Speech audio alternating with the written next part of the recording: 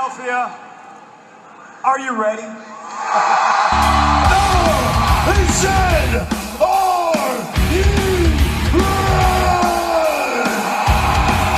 This is Brotherly Love Wrestling Podcast, your first stop for everything professional wrestling.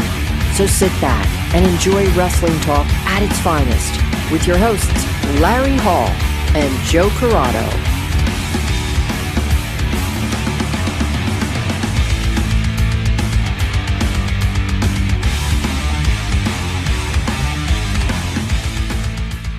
Welcome, everybody, to Brotherly Love Wrestling Podcast. And today on our show, we have one of independent wrestling's top stars, and that is Mr. Matt McIntosh. Matt, welcome to the show. Hey, guys. Thank you for having me. Nice to meet you, finally. Nice to meet you as well. Now, are you formally the Bad Apple or still the Bad Apple, or is that a moniker that you're kind of getting away from? Yeah, I mean, just kind of with everything going on and like the verbiage and comparisons that they were making to certain people, I kind of just felt there was time to, and there's like a couple other issues, like not issues, but reasons behind it. But yeah, we're trying to get away from it, hoping to, but it seems to be pretty difficult, to be honest. I guess I must have had something good there for a little bit. Yeah. So you're still referred to as that? I tell people not to, but it just happens sometimes. I think obviously it's because of the Macintosh, the Apple. I mean, it was perfect. It was there. Yeah. Yep. You would have been silly not to take it at that point. Yeah, I thought so. I mean, other than that, you would have been applesauce. That would have been the only other something like that. I would have named it like Matt Motts or something like that. It's funny. That's actually how the nickname came about when I was a kid in like grammar school. Wasn't really the best behaved student, believe it or not. So the teachers would always thought they were so slick, cracking jokes. Oh, that Macintosh is a bad apple. So I was just like, might as well run with that since it seemed to work back then. It might as well work now, I guess. Now, do you think that kind of saddles you into always being the bad guy, or do you think with irony and everything like that works in the wrestling's favor? I mean, do you think it wasn't that hard to go face heel tweener, or do you think you were saddled with being a bad guy? No, I mean maybe in the beginning, just because like bad is in the name, but like towards like more recently, I don't know. Like I remember there was matches that like I've had with people where I just spit in their face. Ripping off Carlito, I guess, but like people cheered for it. Like it might be like some East Coast thing where you're just that kind of like that douchebag. You know what I mean? Exactly. That's exactly what it is. It's that East Coast. Like that's ECW is huge. So right. And you didn't know, they didn't differentiate who was ever who. You could have been bad one night and good another night. You could have been booed out of the building one night and then cheered the next week. So, right. Depending on where you were too. Yeah. Yeah. So that whole we're more, I don't want to say uptight, but maybe wound tight, a lot tighter than the South and then the West. Oh yeah. And we're just like go, all right. Like everything on the go, and even like in my real life job, like I got to deal with like vendors and stuff from down, like the guys from down South, man. It takes forever. They'll get to it eventually, but it's not like up here where it's just like, rapid fire and getting you everything yesterday and stuff like that. Everyone's in a hurry. Everyone's in a hurry to go nowhere. Everyone's like, you have to be in panic mode no matter what you're doing. You could be food shopping like on a Sunday morning. You got to be in panic mode. You got to just hit those. You got to hit those aisles. You got to be like, get out of my way, Grandma. Get the fuck out of my way. It's just literally like, I don't know what it is, but we're just very wound tight, and we seem to flock towards people that are just like us in everyday life, like assholes. Yeah, just kind of like tell it like it is. Yeah. Maybe it's just because we're like too like compressed into like a smaller area, maybe, and it's just like you just want to get away from people. I don't know. I mean, it's great sociological talk that we're doing right now. I mean, we normally We're getting deeper and deeper into like just one character that you don't even use anymore. Yeah, right? Imagine when I figure out what the other one's going to be. Is there anything in the works right now? I'm just kind of playing around with some stuff. I don't really have a. Sorry, but I got a little puppy here that doesn't. That's all right. We got 2 dogs waiting outside. We can invite them and we just let them take over the show. Big party. We'll just sit I back. got to socialize them a little more anyway, so. There you go. Yeah. But yeah, I mean, like nothing really set in stone. Like I've kind of played around with a couple ideas, but like nothing. I don't know. I feel like like with the Bad Apple, it just kind of like stuck. You know what I mean? Where these other ones, they're not giving me that that's it kind of feeling. Not that feeling where you know, and you have something that you personally have to, because that's the kind of a quote unquote gimmick that you live throughout your life. Like this next thing has to be one that's really, it's going to top that. Is that the kind of feeling you got? Yeah, I mean, it either has, in my opinion, I feel like it's either got to surpass that or it's got to be like completely opposite end of the spectrum, maybe. Like something where I don't even know. Like I just completely try to make it completely different than my normal kind of self. Kind of like be like a saint, like an actual literal. Yeah, I guess, right? Yeah. Like Master Teresa or something like that. Helping out like old ladies and the ones that you're clipping in the ankles with the shopping cart in the grocery store. He's in a rush. I'm sorry. So you'd be the everyday savior for the Northeast asshole. Exactly. I mean, apologist.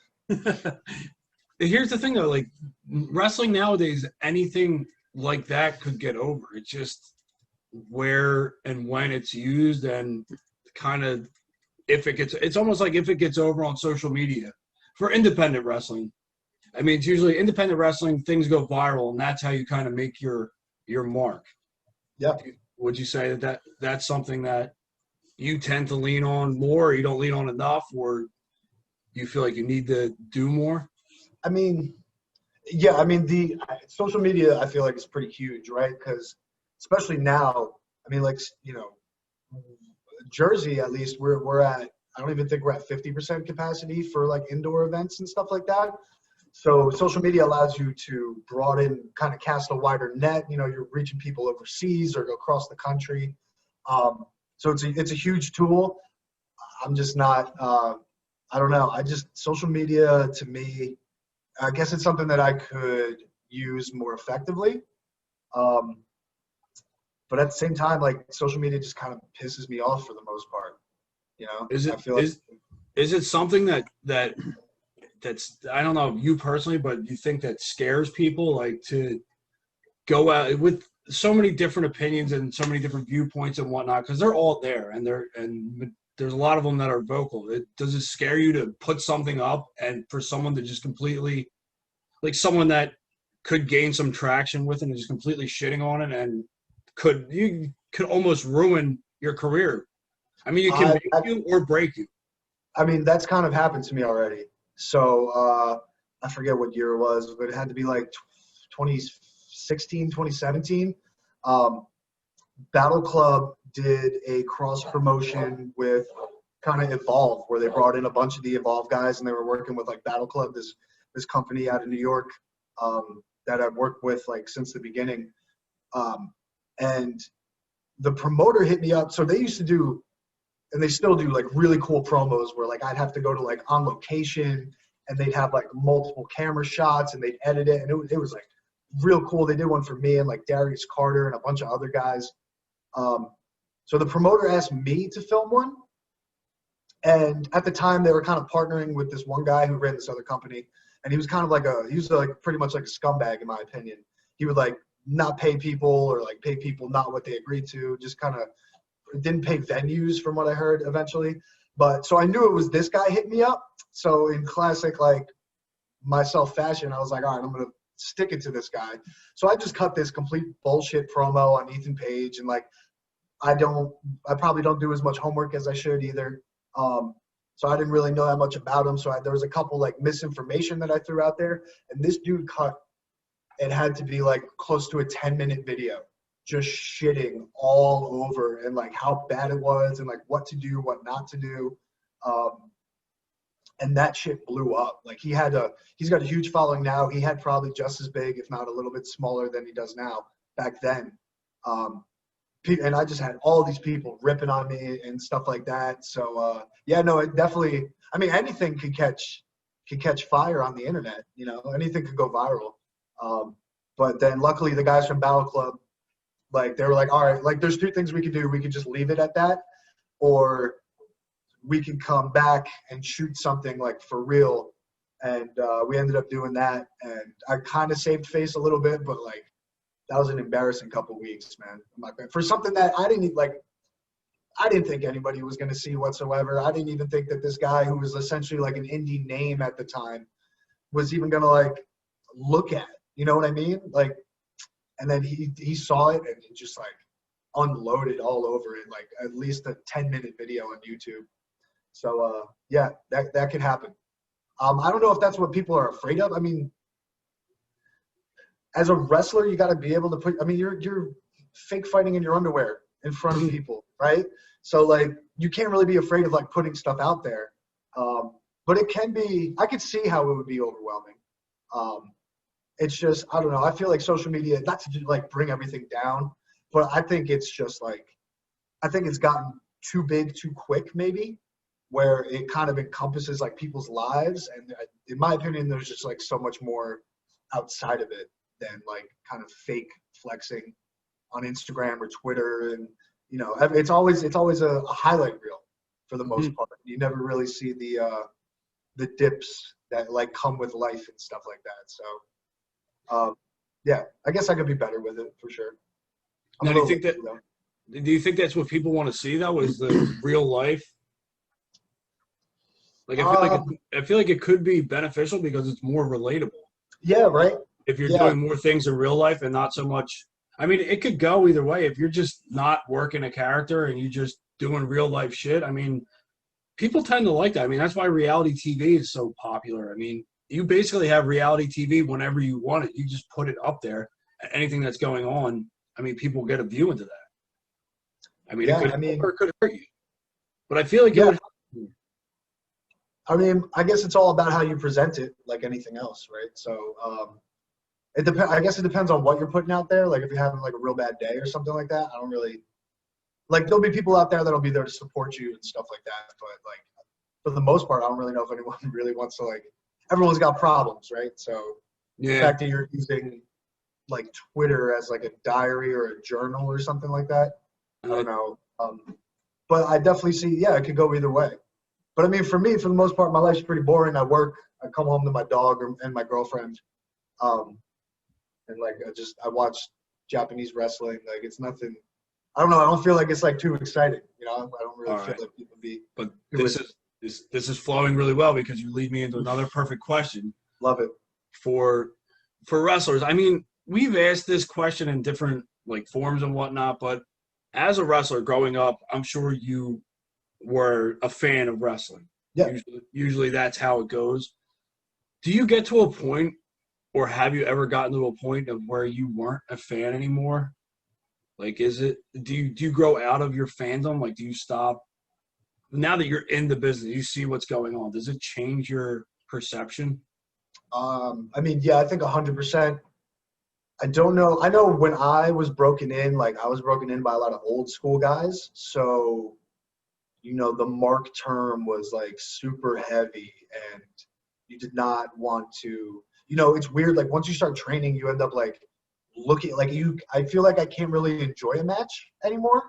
Cause like I'll sit there and I'll like study it and like pick little things out and like not like critiquing, but just like, oh, maybe like that's kind of cool. How did he do that? Like I can't just sit there and enjoy it anymore, you know? But like certain like things, like I feel like if you watch like a WrestleMania or like a Wrestle Kingdom or one of these like big pay-per-views that are just like WWE just does a great job with the whole spectacle of it. So I feel like it's a lot easier to kind of just sit back and watch it. But yeah, I definitely noticed. I don't know exactly what it was. It was maybe like a year or two in where it's like it became a lot more. this is something that you want to do with your life, and like, so like devote the time to studying it and like learning more about it, and instead of just like enjoying it. But I also feel like that could be a negative as well, right? Because like at the end of the day, it's supposed to be fun. Mm-hmm. So I feel like if you do, it's very easy to take it too seriously to the point where you get like jaded and like bitter, as people say. But yeah, no, but like lately it's been cool, like especially with, we've all been locked inside our homes for the last 6 months. Yes. Being able to kind of go back and kind of like getting that like fire back as like a fan, like enjoying just watching like especially like older stuff for me. I've been a lot into, but yeah. Like what would you say older stuff? Like you turn on like WCW or stuff like that, or? Oh man, like I went through a binge of like, I tried to watch every Thunder in sequential order. I was in the same boat. Yeah, it was cool. It got like really like, cause it got unbearable. Yeah, it got to the point where it was unbearable. You're like, oh my God. Like, cause I remember sitting down as a kid and I was watching and I was like, this is great. Like, yeah. I don't know what the hell's going on. I don't understand it, but there's chaos and it was great. And then you grow up and you're like, God, this was fucking terrible. It's the worst. It's like almost when you watch like, I used to be really big. I don't know how old you guys are, but like, Are You Afraid of the Dark was on Nickelodeon. We're around the same age. Yeah. If I were to go back and watch, it does not hold up. It No. does not. It's very bad. So I think it might have something to do with that. It kind of pains you. Because you remember, you're like, this was great, and you go to I'll like, I have a 1-year-old daughter. Like, I'll go and show her things that I used to like, and I'll be like, damn, I don't remember how good. I thought this was better. Right. This is really corny.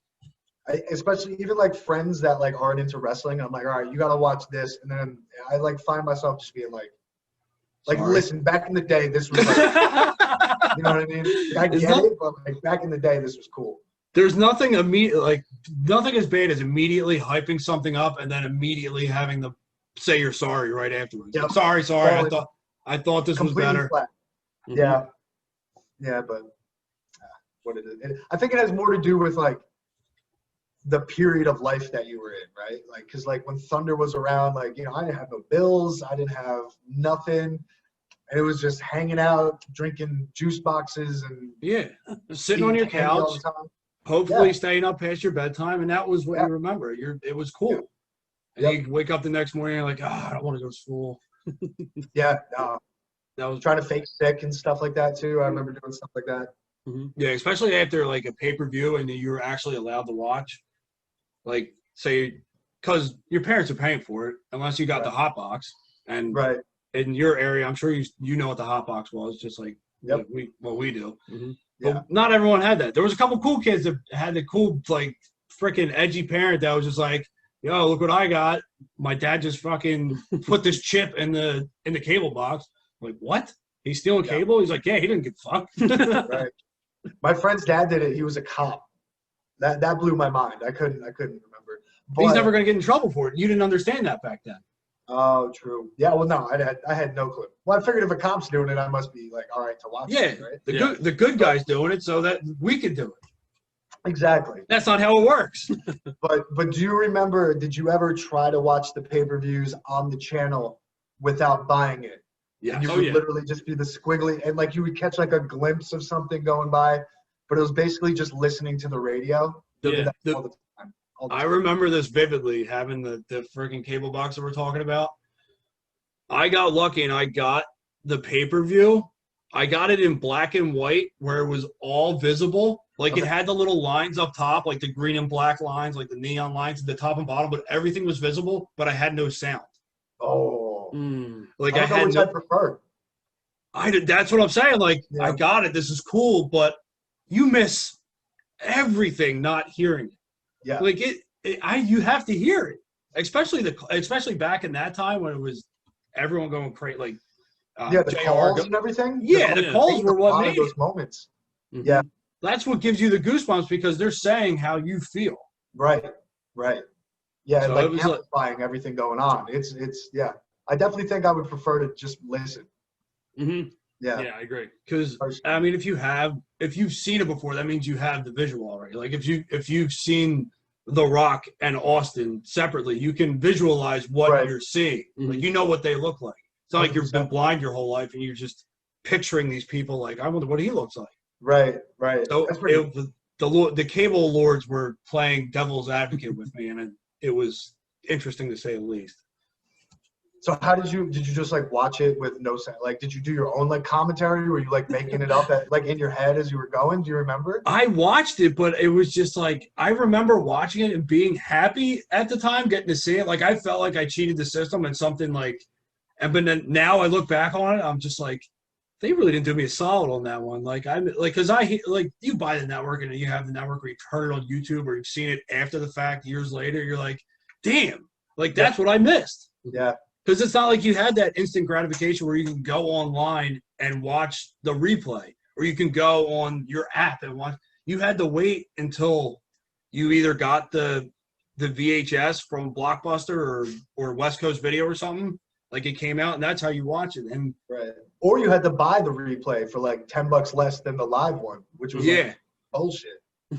They still do that, and I don't know how we've like come to a point in society where technology is so great, but they're still doing the same thing that they did back in the day, charging wise, except 100% inflation. Yeah. It's crazy. Well, why is there TV in general anymore at this point? To be honest, right? Dude, why is Comcast charged $250 for something you can stream for $60? Like it doesn't make any sense. No, and then they wonder why they're not doing so hot anymore. You know, They just built a multi-billion-dollar building in Center City, Philadelphia. I think they're doing all right. Okay, all right then. Well, good for Comcast then. So we've kind of gone off topic a little bit. I don't even remember what the original question was. Oh, okay. So what are you watching right now that is piquing your interest? Right now, it's not on anymore. I was just finishing up the N1, the NOAA version N1 Victory. G1 I've been trying to keep up with. I'm starting to get like really lazy with it for some reason. But yeah, it's usually like the New Japan. I'll catch like a WWE pay-per-view if I want to go and like hang out with my buddies or something. But like as far as like Raw and SmackDown, I don't really have the time anymore to watch it. But yeah, that and like just going on the network and kind of looking at old stuff, like the old WCWs, or even going back even like further to like the real old stuff, like the AWA and stuff.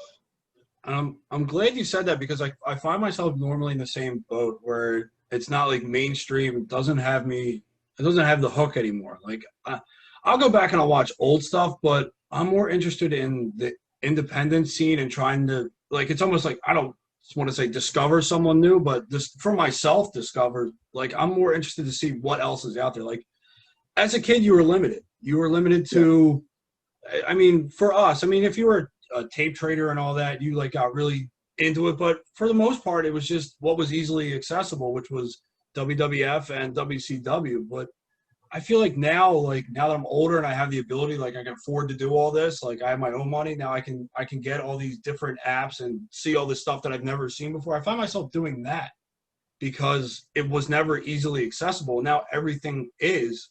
Like I want to take advantage of that, and it's just like it's kind of I push WWE and AEW and stuff like that to the back burner. Yeah.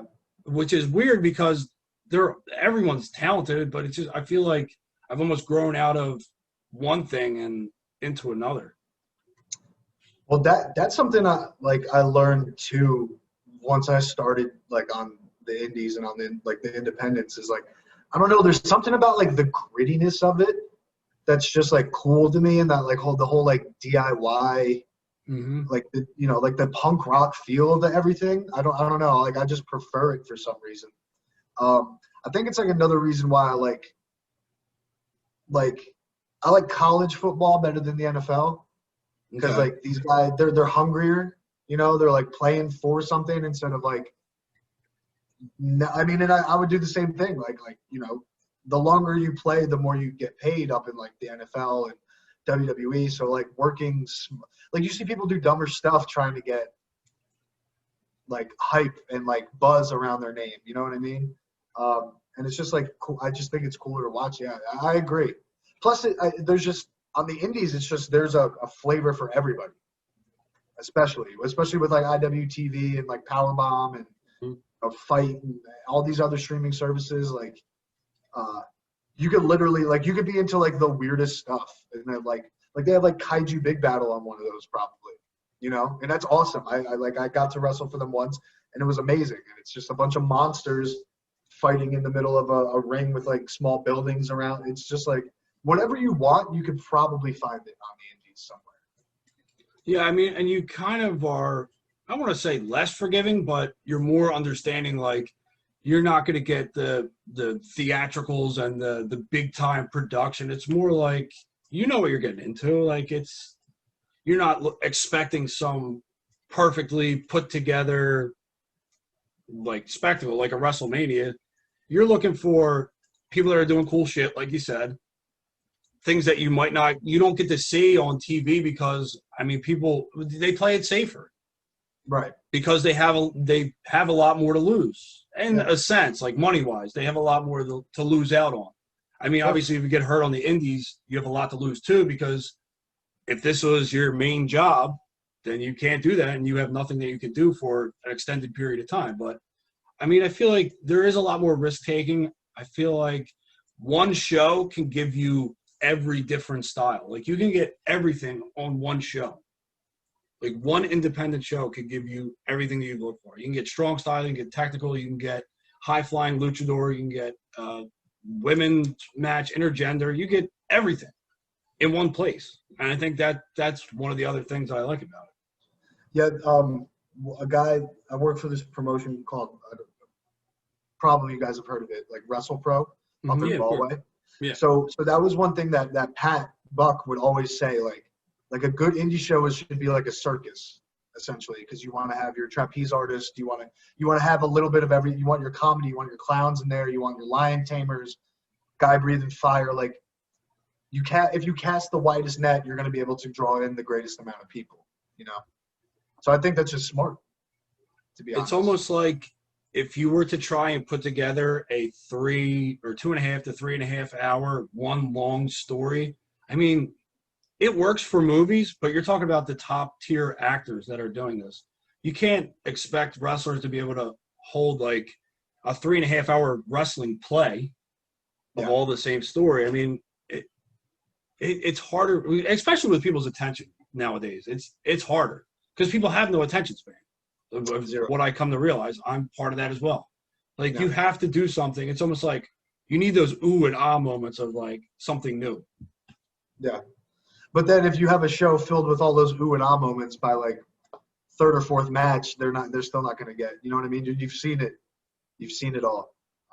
But yeah, that's another thing Pat would do. Like, he had a real big structure to like every show. So there would be, you know, like a real hot opening match to kind of show people what it's all about. Especially like the biggest thing when running a show, in my opinion, should be trying to get new people to watch it. Not even necessarily like wrestling fans that don't know about your product or your promotion, but just like people who aren't even into wrestling. Like, that is probably where like the greatest profit maybe could be made, because like the wrestling fans are going to seek out wrestling no matter what. Like that's one thing that they're like, wrestling fans are ridiculously loyal, in my opinion. Like, they will, I've had some real stinkers, and like people just come up and be like, oh, that was like, and you know when you've had like a real bad one. But yeah, like Pat would have like a real strict thing where it would be like a real hot opener, maybe like a squash match, second match that you're trying to build up a guy, then maybe it's like a tag match, and like you're getting a sense of every aspect of wrestling in one show. And like and he was real hard on that time limit too, like 2.5 hours max with an intermission, because like people just, I don't have the mental capacity to sit through like a 4 to 5 hour kind of independent wrestling like spot fest. Yeah. Like, by the last match, I'm just like, oh brother, like take it home. You know what I mean? Like, it's just, you've just seen too much of it. Yeah, It's just not special. Especially it all is dependent on when you're going to run. So if you're going to do a Saturday like midday, like 3 o'clock in the afternoon, by all means make that 4 hours because people are going to be awake. I mean, people, and if you're doing it outside like now, or not now, but maybe a month ago, I mean, people will just be having fun outside. Like that's a different story. But if you're doing it like a Friday night, people are done work, they got to drive, and it's just like you're going to put on a 3.5 hour, 4 hour show. It's just you're just physically going to be exhausted. Like you might want to be there, but you just can't. And that's the big downfall of running a show like that. Yeah. We've actually first time we saw you was at WrestlePro in Rahway. Okay, cool, awesome. It was one of the shows where I think one of the matches was MVP versus Flip Gordon when they were doing that whole storyline. Yeah.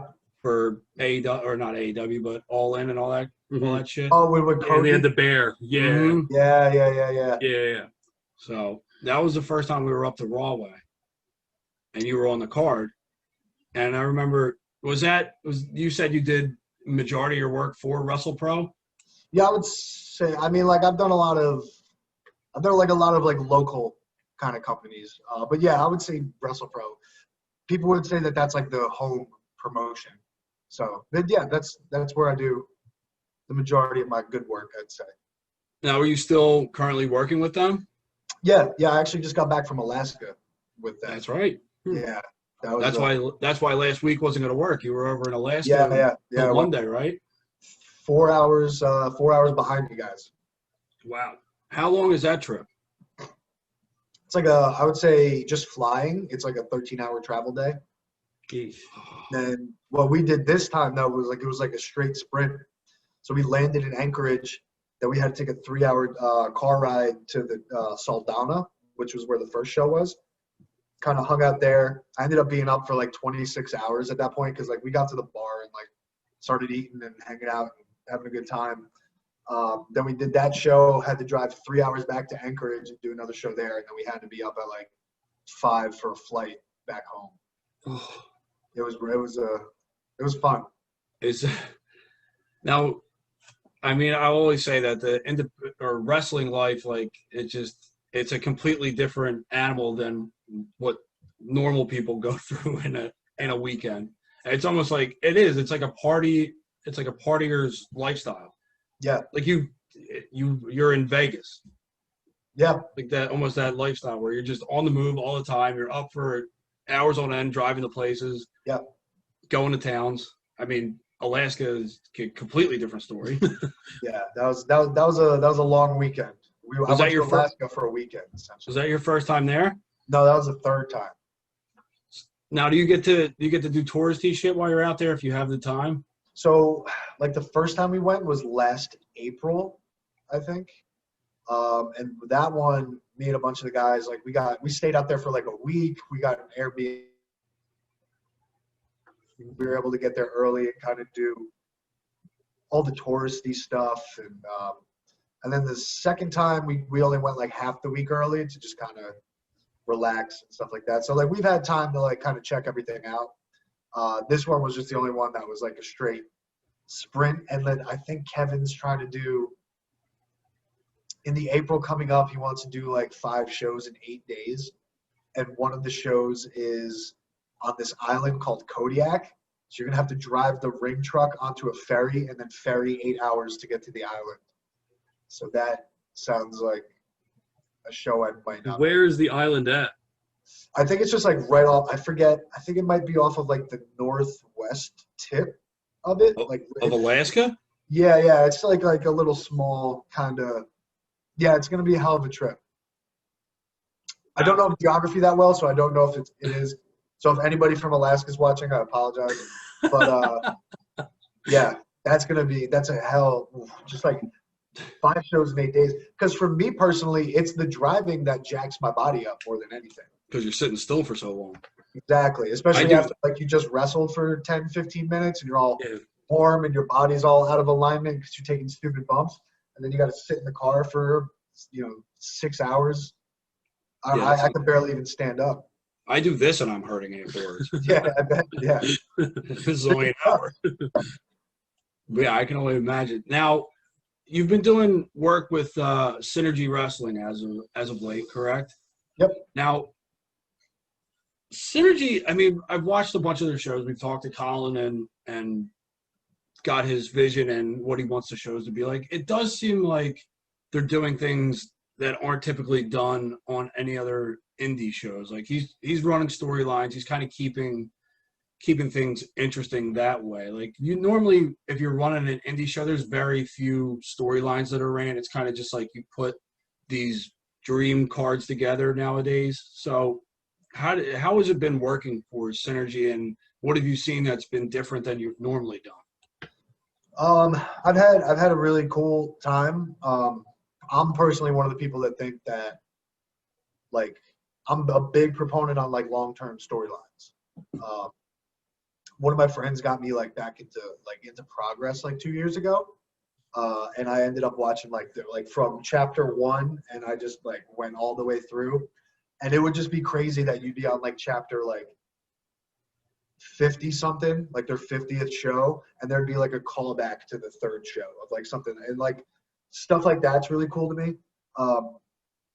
So that's what I've liked about Synergy is like there are, you know, like Colin puts a lot of work in to have storylines that kind of make sense. He's able to pull off the given, like, you know, it's not a multi-million-dollar corporation. It's basically just Colin putting his ass out on the line every show. And like the other cool thing is like he's hit me up multiple times to be like, what do you want to do? So it's not just like somebody just being like, all right, this is what you're doing, whether you like it or not. Like he works with you. That's one of the definite highlights that I've experienced while working with Synergy. So And the long-term right now you're kind of running a kind of have, I wouldn't say a microphone for you, but you're kind of running an angle where you're not able to finish matches. Yeah.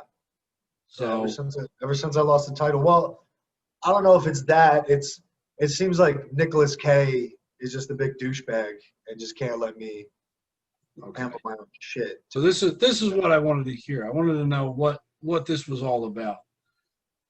And normally you don't see a rematch so quickly, but you faced Wheeler Yuta this past weekend, and you have a rematch coming up to decide an actual winner for the match. I mean, you don't get to see that often in the independents where they don't run like an extended 2-show or however many show story, which is, it's nice to see. It's a nice, like I said before, I mean, you get everything in the independents, and it's kind of like you can pick and choose. And if you're in the mood for storytelling, you can watch A, or if you're in the mood to just see spots, you can watch B, or maybe someone adds a little bit of both. But I mean, it's cool to see that because not a lot of people are doing it right now.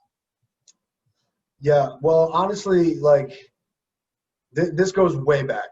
This goes back like a couple shows. So basically what happened was Fretmare got hurt.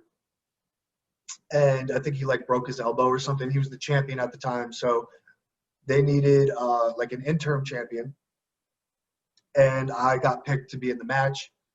I ended up winning it, carried the belt. And from what Colin told me, I'm either one of the longest reigning or like most defended champions of that belt.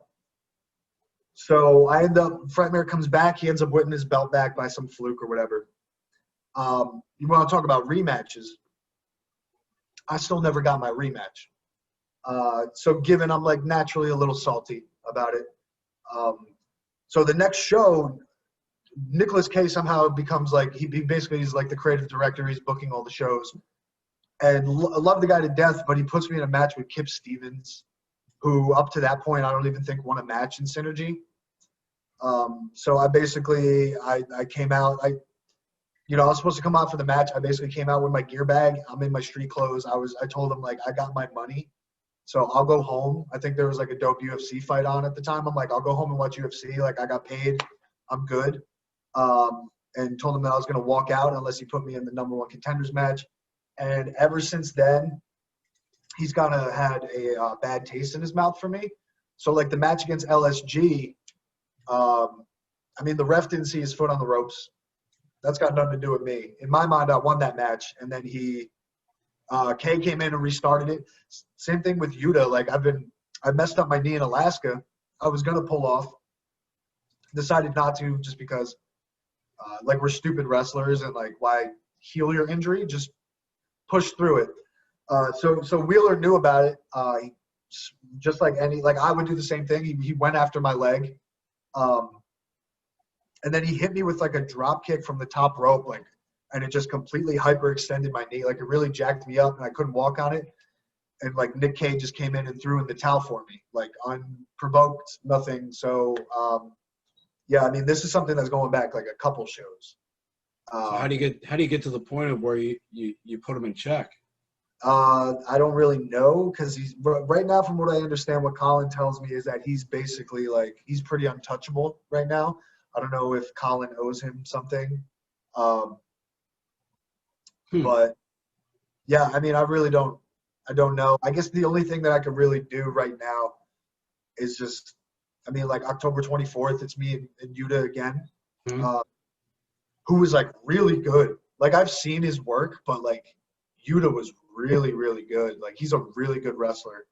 So I just got to kind of make sure that I'm like, 100% and kind of go in with maybe like a better mindset. I don't know. I feel like if I just keep worrying about that little creative director that they got, like it's just gonna, if he's living in my head rent free essentially, and that's not what I want. So. No, but I mean, being a creative director does have its advantages. If there is ever a term to use, if you can't beat them, join them. It's a good point. I mean, I used to be real good friends with Nick. He used to work up at Beyond. I remember being there for a couple shows, like driving up with him. I remember he was there. Ended up getting like cracked open with a steel chair.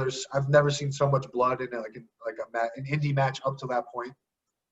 But yeah, there's something, I don't know. He just like goes around. He drinks too many IPAs and like craft beers now. So it's just not really the kind of guy that like I want to associate with. Does he wear glasses even though they're not prescription? He might. I've never seen him, but he definitely looks like a guy. Yeah, I mean, like sports jacket with like a V-neck underneath, and like come on. Like 3 or 4 chest hairs showing. That's it. Yep. Yeah, that's probably like tweezed out and everything too. He like there might be some gel on there. Yeah, probably. Yeah, a little product on there to get nice. Like chest hair product, if that's even a thing. You probably got to get that in the bootleg stores. Like you got to buy that out of a trunk. Yeah, it's probably that's just out of the back of a van for sure. Like motor oil mixed with like the gotta be glued. Right. Exactly. For all those people that get that reference. That was you're showing your age with that one.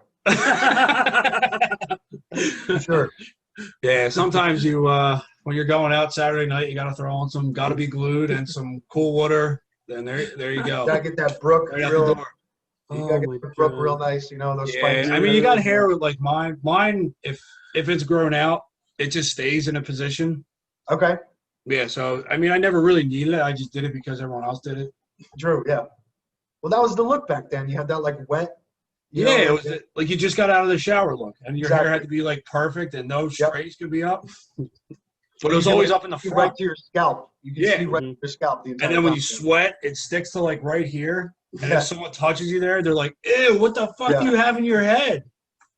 Or the guys that wore too much would actually just get like a big lump of like goo. Yeah. It looks like jizz in their hair. Exactly. Yeah. Yeah. I didn't want to be the one to say it. You didn't want to say it. I know you didn't want to say it. That's why I had to be the gentleman and say it. Jizz in the hair. So I want to end on this, and you wore your shirt open for a reason. Like, you got to explain what's going on the chest. Oh, okay. So I guess I'll pan down a little bit too. So this is a Wildcat. So basically, my last name. So my real last name is McIntosh, and we basically it's Scottish. So a lot of Scottish clans have. It's almost like a mascot. So I even got like another one. I got like my family crest underneath here, and like even the motto is like "Touch not the cat, bought a glove." So it's all based around Wildcats and shit like that. So that was basically the reason for the chest piece, because I'm going to kind of, my sleeve right now is kind of like, it's a lot of dedication to like my grandma, like my family. Mhm. And then the idea is like, once I have kids of my own, maybe if my girlfriend learns to stand me for more than 4 months, hopefully, we put our own kids, we start our own family. That's kind of go on the other arm. And then I'm just going to kind of bring it together with like, you know, something. I still have to figure it out. But plus I was going a little crazy during quarantine, and I had that stimulus check sitting in the bank still. So this is fresh. Yeah, this was early August, late July, probably. Okay. All right. Quarantine question. Were you actually able to go into a studio, or did you have someone come to you, or you had to go to a house? No, like I went to a studio. I went to Trident Inc. down in Eatontown, I think. But this is the girl that I ended up doing my entire sleeve too. But yeah, it was just like I had to get temp check at the door, mask on the entire time. It was just me and her in the studio. And yeah, I mean, like, now I'm thinking about it, like the fact that I was able to she was like literally hovering over my face. Like we had masks on, but she's literally hovering over my face. Mhm. And then the fact that like I couldn't go to the gym until September kind of like pissed me off a little bit. But yeah, it was weird. But it was like straight up just full studio kind of experience.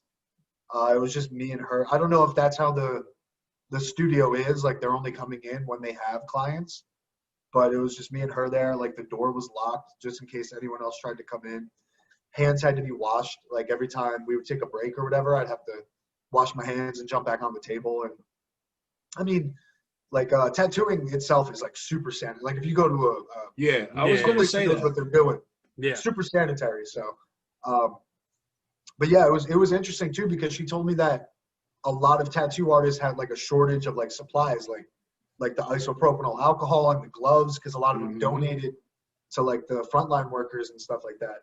And like now a lot of them are kind of like shit out of luck. Like you can't find any. Yeah. Real hard to find that stuff right now. So Yeah, especially the brands that they use, like they can't use like just an off the shelf, like it was made by like those distill- lunch lady ones where it's like the fingers are like that thick, kind of. You know. No, one, because if they get ink on that, it's too flappy and it'll be in an open wound. You'll be getting infected in no time. Yeah, you need that like 6 mil like nitrile kind of glove. Mhm. But like I hear, like even the alcohol, I learned, because like my job right now, we kind of deal with like the cosmetic industry, like soaps and lotions and shit like that. So there's a huge shortage on alcohol right now. And I think I went to like a Dave & Buster's a couple months ago, and I used their hand sanitizer. And I don't know if you guys experienced this yet, but they got hand sanitizer right now that just smells like straight up tequila. Dude, I have it in my Yes. car. Yeah. It got me a little nauseous. I had like Dude. college flashbacks and everything. Mhm. I hate tequila too. Like I have it in it's a spray, and I sprayed it in my hands. I was like, what is that smell? And then I started doing like the, you know, where you like the, I was like, I know what that You get smell is. burning sensation? Yeah. Like, Yeah. if you like tequila, that's great. But I know the majority hates tequila. Tequila's the worst. Yeah. I mean, there's never been a good time on tequila. I mean, like at the time, maybe it was a good, I don't remember. No, But, you black you know, out, and it's always a fight. Or Right. Piranha. Right. Something bad.